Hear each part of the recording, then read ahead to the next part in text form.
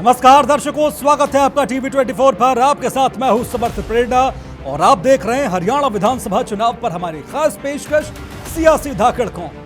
आधे घंटे की इस विशेष प्रस्तुति में हम हरियाणा चुनाव में बन रहे सभी राजनीतिक समीकरणों का बड़ी बारीकी से अध्ययन करते हैं। सियासी मुद्दे, वार पलटवार, नेताओं की बयानबाजी, वादे और छोटे बड़े सभी दावे पहले समझने की, फिर आपको समझाने की कोशिश करते हैं।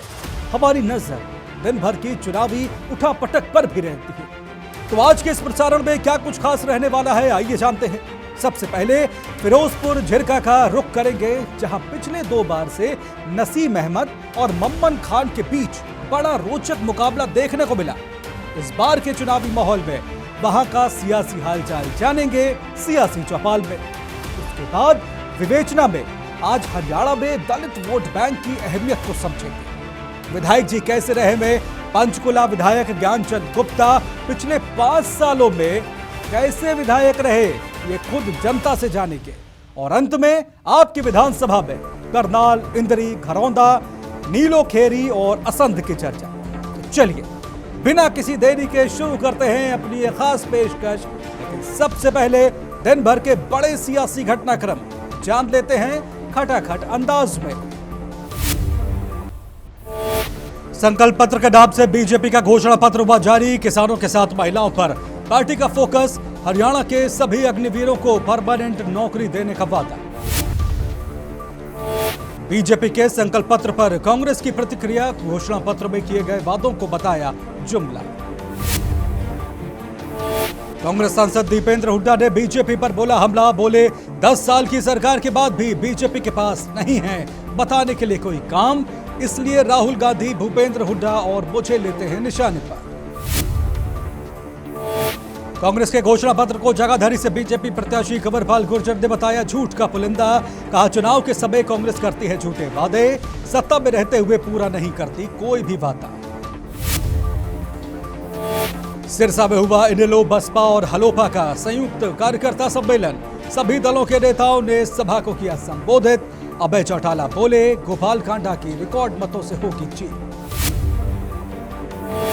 और पंचकुला की पिंजौर नगर परिषद में पड़ने वाली चावला कॉलोनी के लोगों ने चुनाव बहिष्कार का किया ऐलान। क्षेत्र में मूलभूत सुविधाओं के अभाव का लगाया आरोप। प्रशासन से गुहार लगाने पर भी नहीं हुई सुनवाई।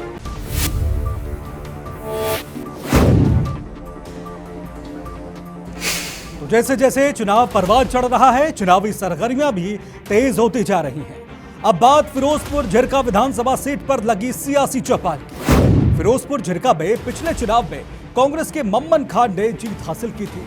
इलाके में कुल 57.62% वोट पड़े थे।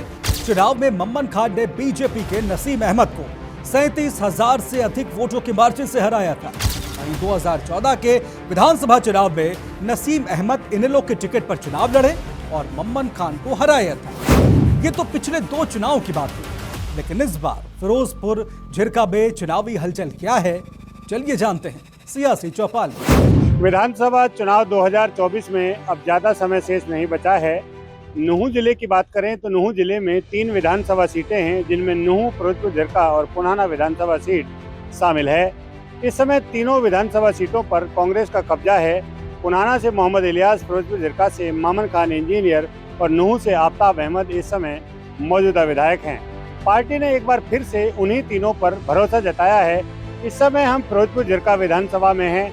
फिरोजपुर झिरका विधानसभा नुहू जिले की सबसे बड़ी विधानसभा है और जो मामन खान इंजीनियर यहाँ के विधायक हैं, उनका पैतृक गांव है भादस।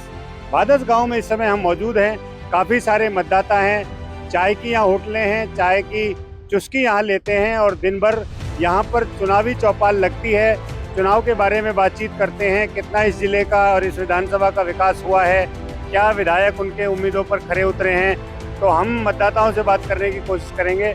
आपसे अगर हम जानना चाहें, फिरोजपुर झिरका से जो मौजूदा विधायक हैं, वो आपके पैमाने पर कितना फिट बैठते हैं, क्या कोई विकास करा पाए? अच्छा विकास कराया जी, पहले भी अब भी कराएगा और हमारे गांव में ज़्यादा से ज़्यादा वोट उसी मम्मन खान। तो मामन खान को आप गांव का होने की वजह से पसंद करते हैं या उन्होंने कोई और भी ऐसे काम कराए जो आपका दिल जीता हो?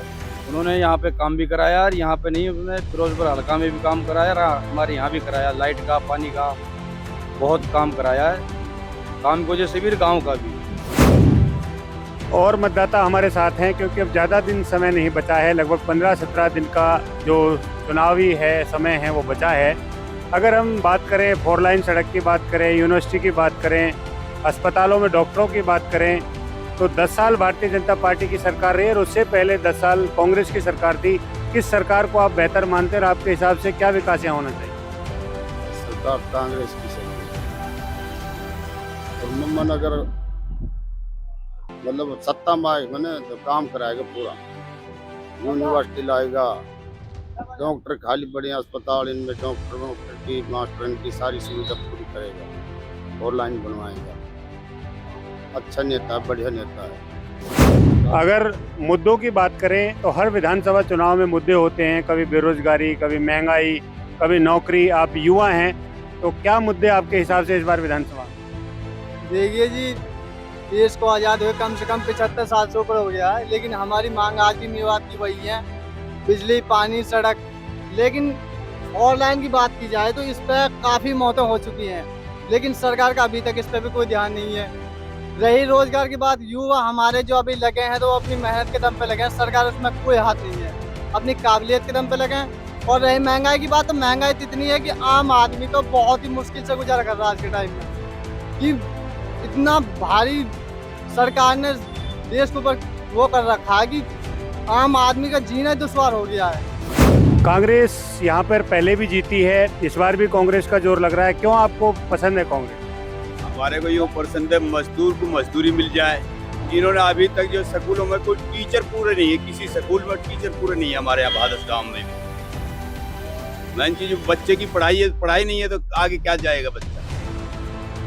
और ये बीजेपी की सरकार में तो पूरे ही नहीं हुए। फिरोजपुर झिरका विधानसभा क्षेत्र के मतदाताओं का साफ तौर पर कहना है कि भारतीय जनता पार्टी की सरकार ने पिछले 10 साल में इलाके का कोई विकास नहीं दिया। अगर बच्चों को रोजगार मिला तो उनकी काबिलियत के आधार पर मिला, उसमें बिना पर्ची और बिना खर्ची की कोई बात नजर नहीं आती। कासिम खान, टीवी 24, नुहू मेवात। अब विवेचना का वक्त है। जाट समुदाय लंबे वक्त तक हरियाणा की राजनीति के केंद्र में रहा, लेकिन इसके अलावा एक और समुदाय है जो प्रदेश की राजनीति को प्रभावित करता है, और वो है दलित। हरियाणा में जाटों के बाद सबसे अधिक संख्या इसी समाज की है। यही वजह है कि इसको ध्यान में रखकर ही राजनीतिक दल अपनी चुनावी रणनीति बना रहे हैं। आज विवेचना इस मुद्दे की करेंगे कि हरियाणा विधानसभा चुनाव को दलित कैसे प्रभावित कर रहे हैं, और इस वोट बैंक को साधने के लिए सियासी दल क्या क्या जुगत लगा रहे हैं। शुरुआत कुछ सवालों के साथ। विधानसभा चुनाव में दलित वोटर कितना अहम? सियासी दलों ने एससी वोट बैंक के लिए क्या रणनीति बनाई? दलित वोटों के बिखराव से किसे होगा नुकसान? कांग्रेस को मिला दलितों का बड़ा समर्थन, तो कौन बनेगा सीएम? हरियाणा विधानसभा चुनाव में इस बार बीजेपी हैट्रिक लगाने के लिए पूरा जोर लगा रही है। कांग्रेस 10 सालों बाद खुद को सत्ता के करीब समझ रही है। वहीं जेजेपी, इनेलो जैसे क्षेत्रीय दल अपने अस्तित्व की लड़ाई लड़ रहे हैं। हर दल का प्रयास है कि ज्यादा से ज्यादा जन समर्थन हासिल कर खुद को मजबूत किया जाए। इस सिलसिले में सभी की नजर दलित वोट बैंक पर टिकी हुई है। कांग्रेस जाट और दलित समुदायों पर सबसे ज्यादा भरोसा कर रही है। बीजेपी दलितों को रिझाने के लिए दलित सम्मेलन का आयोजन कर रही है। इनेलो, बसपा और जेजेपी असपा गठबंधन तो बने ही जाट और दलित कॉम्बिनेशन को साधने के लिए है। हरियाणा में दलितों की संख्या लगभग 21% है। प्रदेश में जाटों के बाद ये दूसरा सबसे बड़ा वोटिंग ब्लॉक है। ऐसे में दलित समुदाय हरियाणा में किसी भी दल का खेल बनाने और बिगाड़ने की क्षमता रखता है। प्रदेश की 17 दलित बहुल विधानसभा सीटें अनुसूचित जाति के लिए आरक्षित हैं। वैसे ये समुदाय सूबे की 35 विधानसभा सीटों पर महत्वपूर्ण रोल अदा करता है। इन समीकरणों के आधार पर हरियाणा में वोटों के लिहाज से दलित कितने अहम हैं, ये समझना मुश्किल नहीं है। प्रदेश में दलित समुदाय में सबसे बड़ा प्रभाव रविदास का है। दलित समाज में इस समुदाय का हिस्सा 60% से भी ज्यादा है। रविदासी के अलावा वाल्मीकि और अन्य दूसरे दलित समुदाय भी हैं। पारंपरिक रूप से रविदासी दलित पूरी तरह से कांग्रेस के साथ हैं। अन्य दलित समुदाय अलग अलग दलों के साथ बिखरे हुए हैं। ये कहना गलत नहीं होगा कि हरियाणा की राजनीति पर रविदासी समुदाय का दबदबा है। हरियाणा का डेरा सच्चा सौदा सिरसा का भी दलित वोटों पर खासा प्रभाव है। आइए समझने की कोशिश करते हैं कि इस बड़े वोट बैंक को साधने के लिए किस दल ने क्या रणनीति बनाई है। सबसे पहले बात कांग्रेस की। कांग्रेस हरियाणा की सत्ता में वापसी के लिए जाट और दलित वोटों पर पूरी तरह से निर्भर है। जाट करीब 30% हैं तो दलित 21%। इस तरह से देखें तो कांग्रेस कुल वोटर के 50% को अपने साथ जोड़ने के लक्ष्य पर काम कर रही है। हरियाणा में कांग्रेस को पटकनी देने के लिए बीजेपी ने जब से गैर जाट पॉलिटिक्स पर फोकस किया है, तभी से कांग्रेस ने जाट के साथ दलित का समीकरण बैठाना शुरू कर दिया है। इसी समीकरण को ध्यान में रखते हुए भूपेंद्र सिंह हुड्डा को पार्टी का सर्वोच्च नेता बनाया गया है। उनके साथ दलित नेता चौधरी उदय भान को कांग्रेस प्रदेश अध्यक्ष बनाया गया है। वहीं हरियाणा में कुमारी सैलजा कांग्रेस का बड़ा दलित चेहरा है। 2019 के विधानसभा चुनाव में कांग्रेस ने हुड्डा और सैलजा की जोड़ी के दम पर ही बीजेपी को बहुमत से दूर रखा था। हाल ही में हुए 2024 के लोकसभा चुनाव में दलित जाट गठजोड़ के दम पर ही कांग्रेस ने हरियाणा में अपनी सीटों का अकाल खत्म किया और 10 में से 5 सीटें जीतने में कामयाब रही। लोकसभा चुनाव में दलित मतदाताओं का रुझान कांग्रेस की ओर था। संविधान और आरक्षण जैसे मुद्दों पर देश भर में कांग्रेस और उसकी सहयोगी पार्टियों को दलितों का वोट मिला। इस बार के हरियाणा विधानसभा चुनाव में कांग्रेस ने जाट दलित के साथ साथ मुस्लिम समुदाय को जोड़कर 50% से ज्यादा वोटों का टारगेट सेट किया है। अब बात बीजेपी की। लोकसभा चुनाव में बीजेपी ने पिछली बार जीती सभी 10 सीटों में से 5 सीटें गंवा दी। दलित वोट बैंक खिसकने की वजह से ही बीजेपी को सीटों का इतना बड़ा नुकसान हुआ। अंबाला और सिरसा जैसी दोनों रिजर्व सीटों पर बीजेपी हार गई और कांग्रेस ने बाजी मारी। दलितों का समर्थन घटने से बीजेपी को कई सीटों पर नुकसान उठाना पड़ा था, लेकिन विधानसभा चुनाव में बीजेपी कोई जोखिम नहीं लेना चाहती। इसलिए दलितों को अपने पाले में लाने के लिए पार्टी हर संभव प्रयास कर रही है। बीजेपी ने दलित बहुल सीटों पर विधानसभा स्तर पर सम्मेलन आयोजित किए हैं। इन सम्मेलनों में दलितों को केंद्र और राज्य की योजनाओं की जानकारी दी जा रही है। साथ ही उनसे सुझाव भी मांगे जा रहे हैं। ये भरोसा भी दिया जा रहा है कि नई राज्य सरकार सभी सुझावों को लागू करेगी। बीजेपी ने दलित समुदाय से सीधे संपर्क बनाने के लिए कई विशेष कार्यक्रम भी तैयार किए हैं। ओम प्रकाश चौटाला की राजनीतिक वारिस अभय चौटाला के लिए यह चुनाव करो या मरो वाला है। यही वजह है कि पार्टी ने एक बार फिर बसपा के साथ चुनाव पूर्ण गठबंधन किया है। गठबंधन के तहत इनेलो 90 सीटों में से 53 सीटें और बसपा 37 सीटों पर किस्मत आजमा रही है। बसपा के साथ गठबंधन के पीछे दलित वोटों को साधने की कोशिश है। अभय सिंह चौटाला और बीएसपी नेता आकाश आनंद हरियाणा में घूम घूम कर कार्यकर्ताओं में जोश भरने की कोशिश कर रहे हैं। बीएसपी के लिए भी ये चुनाव काफी अहम है, जिसके चलते आकाश आनंद लगातार SC/ST आरक्षण के मुद्दे को धार देने में जुटे हैं। इनेलो और बसपा के पिछले विधानसभा चुनाव में प्रदर्शन की बात करें तो इनेलो ने प्रदेश की 90 में से 81 सीटों पर चुनाव लड़ा था। हालांकि वो केवल 1 सीट जीत पाई थी। 78 सीटों पर तो उसकी जमानत जब्त हो गई थी। इनेलो को कुल 2.44% वोट ही मिले थे। वहीं बसपा ने 87 सीटों पर चुनाव लड़ा था, लेकिन 1 सीट भी नहीं जीत पाई थी। 82 सीटों पर उसकी जमानत जब्त हो गई थी। हालांकि बसपा ने उस चुनाव में 4.14% वोट हासिल किए थे। हरियाणा में अपने अस्तित्व की लड़ाई लड़ रहे चौटाला परिवार की दोनों पार्टियां आज दलितों के सहारे हैं। दलित वोट बैंक की आस में दुष्यंत चौटाला की जेजेपी ने चंद्रशेखर आजाद की आजाद समाज पार्टी के साथ हाथ मिला रखा है। हरियाणा की 90 में से 70 सीटों पर जेजेपी चुनाव लड़ रही है, जबकि 20 सीटें आजाद समाज पार्टी को दी गई। नगीना से सांसद चुने जाने के बाद चंद्रशेखर आजाद अपनी पार्टी का विस्तार करने के लगातार प्रयास कर रहे हैं। इसी सिलसिले में उन्होंने जेजेपी के साथ हाथ मिलाया है। दुष्यंत चौटाला की जननायक जनता पार्टी ने पिछली बार 87 सीटों पर चुनाव लड़ा था और 10 सीटों पर जीत दर्ज की थी। जेजेपी को कुल 14.84% वोट मिले थे। बाद में उन्होंने बीजेपी के साथ मिलकर सरकार बनाई। बीजेपी और जेजेपी का गठबंधन लोकसभा चुनाव से पहले टूट गया और अब दुष्यंत एएसपी के साथ चुनावी मैदान में है। विजेंद्र है। तो चुनाव में दलित वोट बैंक का कितना अहम योगदान है? मैडम, चुनाव में दलित वोट बैंक का हमेशा से ही प्रभाव रहा है। और वो प्रभाव क्यों रहा है जो पार्टी गरीब आदमी के लिए योजनाएं बनाती है और उस योजना को अंतिम आदमी तक पहुंचाने का अगर कोई काम करता है, उस पार्टी को फायदा होता है। और आज तक हमने जो जितना देखा है, अंतिम आदमी तक योजना पहुंचाने का काम भारतीय जनता पार्टी ने किया है। रणनीति को जी जो अपने जो पिछले भाजपा ने जो काम किए हैं वो अपनी वो कर रहे हैं। भाई हमने ये किया, गरीबों का मकान बनाए, उनका राशन कार्ड, फैमिली ID इस तरह उनकी कराया है। दलित वोट बैंक का देश चुनाव में योगदान हमेशा से रहा है और इनके लिए जिन पार्टियों ने अच्छा काम किया है तो वो उसकी तरफ लुभावने जो मैनिफेस्टो होंगे उसकी तरफ ये जाएंगे जी। बिल्कुल हर कोई भी समाज है, चाहे वो दलित हो या दूसरे हों जी। तो पहले जो भी कांग्रेस रही है सत्ता में लंबे समय से, उन्होंने तो अगर दलितों के लिए इतना कुछ करना होता तो फिर ये दूसरी पार्टी आती ही नहीं सत्ता में।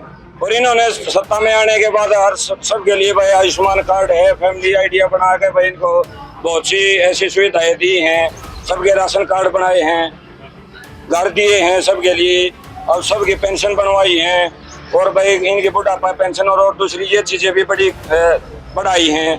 तो इस तरीके की चीज़ों से भाई सिलेंडर फ्री करे हैं। उज्ज्वला योजना है वो दलितों के लिए स्पेशल करी है, तो उससे फर्क पड़ता है भाई दलित वोट बैंक दूसरी पार्टी की तरफ लबेगी। वो 70 साल से जो राज कर रहे थे उनकी तरफ नहीं लबेगा ये वोट। सबसे ज्यादा तो OBC और दलित का ही योगदान होता है, क्योंकि अपर कास्ट के जो के लोग हैं वो तो शहरों के अंदर वोट ही नहीं डालने जाते, क्योंकि निर्णायक दलित और OBC करता है। दलित वोटर्स का बहुत ज़्यादा अहम योगदान है और हमेशा से अहम योगदान रहा है, क्योंकि वो तबका है, वो पिछड़ा तबका रहा है, उसके उत्थान के लिए वो अपने उत्थान के लिए वोट करेगा तो अहम योगदान तो उनका रहता ही है। SC वोट बैंक के लिए जो दूसरी पार्टियां हैं सच लाइक BJP जो 10 साल शासन में रही है, तो उनके खिलाफ SC वोटर हो गए तो उन्होंने उनके लिए योजना नहीं बनाई होंगी, उनके पक्ष की योजना नहीं बनाई होगी, इसलिए उनके खिलाफ हो गया है। परंतु राहुल गांधी ने सारे भारत में दलित पक्ष को जगाया है। संविधान के ऊपर जो खतरा है जिससे उनको अधिकार मिलते हैं, जिनको उनको रिजर्वेशन का अधिकार मिला, जीने का अधिकार मिला, उसी के ऊपर खतरा है। इसलिए दलित वोट अब की बार बड़े सोच समझ के वोट करेगा। तो दलितों को साधने के लिए सभी दल दौड़ लगा रहे हैं। आगे बढ़ेंगे। विधायक जी कैसे रहे में आज बात पंचकुला के विधायक ज्ञानचंद गुप्ता की। पंचकुला में 2014 और 2019 दोनों बार विधानसभा चुनाव में बीजेपी के ज्ञानचंद गुप्ता ने बाजी मारी थी। बीजेपी ने इस बार फिर उन पर भरोसा जताते हुए उन्हें चुनावी मैदान में उतार दिया है। लगातार तीसरी बार टिकट मिलने पर ज्ञानचंद गुप्ता ने पीएम मोदी और सीएम सैनी का आभार जताया है। साथ ही कहा है कि पंचकुला में इस बार विकास के नाम पर वोट पड़ेगा और बीजेपी की जीत होगी। पंचकुला के जिस विकास की बात ज्ञानचंद गुप्ता कर रहे हैं, क्या वो विकास वहां की जनता को भी दिखा? आइए देखते हैं। पंचकुला के मुद्दे देखो जी, मोस्टली काम तो ज्ञानचंद गुप्ता जी ने सारे किए यहाँ पे। 10 साल से बाहर यहाँ पे है। सबसे जो आजकल यहाँ प्रॉब्लम आ रही है वो पानी, सड़कों के ऊपर जो पानी है उसकी बहुत सीवरेज की बहुत ज़्यादा प्रॉब्लम है। जो पानी जैसे पहले यहाँ पे कभी आदमी देखा नहीं है कि पंचकुला के अंदर सीवरेज की प्रॉब्लम है। इस टाइम बहुत है, जैसे ड्रेन की यहाँ प्रॉब्लम बहुत ज़्यादा है। और थोड़ी जो हमारा पशु है उनकी भी प्रॉब्लम यहाँ पे बहुत हो चुकी है। गाय है उससे जैसे आम आदमी करते हैं एक्सीडेंट बढ़ चुके हैं, इस तरह की जो सोल्यूशन होना चाहिए। इनका और सबसे ज़्यादा कुत्तों की प्रॉब्लम हमारा, कुत्ते छोटे बच्चों को काट रहे हैं। मतलब कि तो ऐसा कैंडिडेट चाहिए जो काम करे, आपके जिले का जो विधानसभा का विकास करे। थोड़ी सी जैसे शौचालय हो गया हमारे यहाँ पे या कुछ और हो गया, छोटे मोटी या प्रॉब्लम भी है। युवाओं के लिए तो सर मेरी प्रॉब्लम है कि रोजगार नहीं है, ठीक है। युवाओं के लिए रोजगार बहुत जरूरी है। और तो मेरी एक और प्रॉब्लम है इनसे, बीजेपी सरकार से तो इन्होंने ये रेडी मार्केटें बनाई है सेक्टर के बीच में।